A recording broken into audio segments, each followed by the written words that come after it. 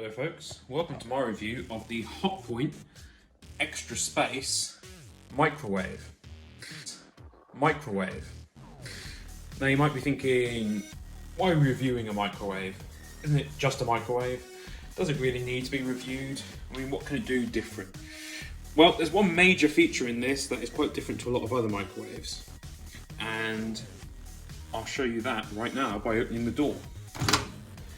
So inside the microwave, you can see it has a totally flat base with no rotational machine in there, and that gives you a lot more extra usable space. Literally the entire inside of this can be used.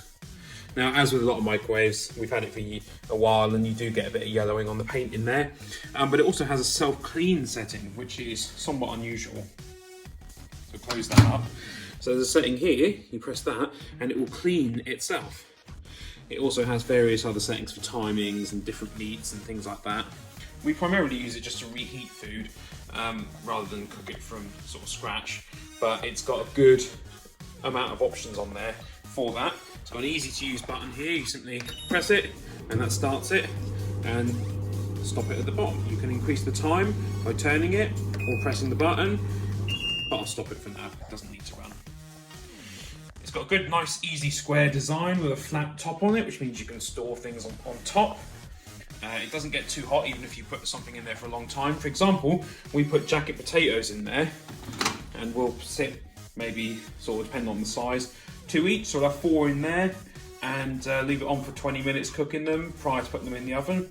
And that actually doesn't get boiling hot, it doesn't get full of steam and all that sort of thing. It's just got a nice, easy design in there to use, plenty of space, and it does a good job of cooking the food. Now it's only an 800 watt, so it's not the most powerful one, but it still does a pretty decent job, and ultimately the extra wattage only saves you a few seconds anyway.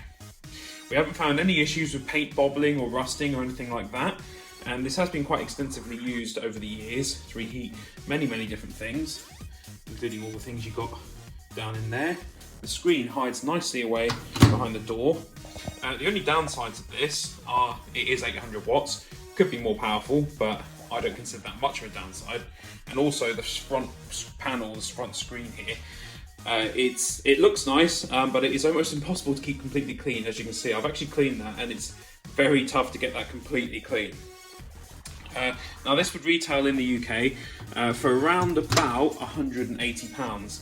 Quite a lot for a microwave, but you do get a 1-year warranty on it and 10 years on parts. So it's not a bad deal, and it's been reliable for us so far, touch wood, as they say. So that's just a quick review of it. As you can see, the bulb still works. That's something that can tend to go wrong in these things. It's a pretty decent machine. Very happy with it. Simple to use, nice design. It's nice and simple.